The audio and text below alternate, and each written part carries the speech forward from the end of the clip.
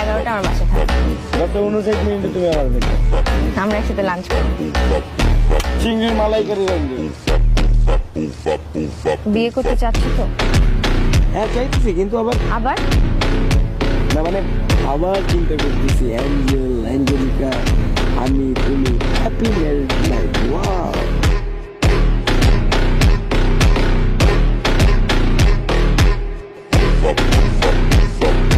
তোমাকে আমি কতবার ফোন দিছি, তোমাকে আমি কন্টিনিউয়াসলি সারাদিন ফোন দিছি, তুমি কোথায় ছিলা? তুমি আমার ফোন ধরে নাই, তুমি আমাকে একটা টেক্সট করে বলার পর তুমি কোথায় ছিলা? অ্যানসার করো তুমি আমাকে। তুমি আজকে সকাল 7টার সময় তুমি আমাকে সরি বলো। সরি মানে সব শেষ হয়ে যায়। আমার কত অপমানিত হয়েছে তুমি জানো?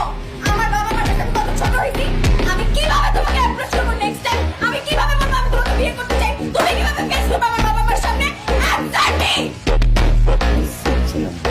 খবরদার মিথ্যা কথা বলবে না তুমি।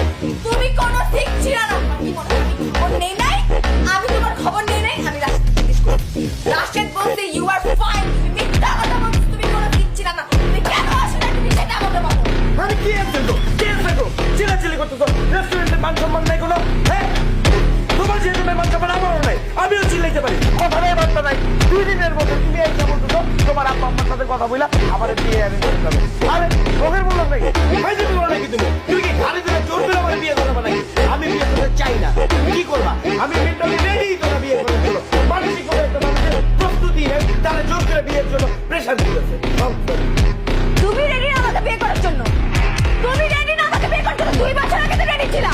2 বছর আগে তো বাচ্চা পয়দা করে ফেলছিলে, বাচ্চার নামও ঠিক করে ফেলছিলে। তুমি এখন বলছো তুমি রেডি না? কখন রেডি হবে তুমি বলো? তুমি বললে কি আমি বিয়ে করবো নাকি? আজ আমি 5 বছর পরে বিয়ে করবো, আর 10 বছর পরে, কিসের 5 বছর 10 বছর, maybe 15 years later, after 20 years later আমি দরকার হলে বিয়ে করবো। It's my decision, my choice, my own choice.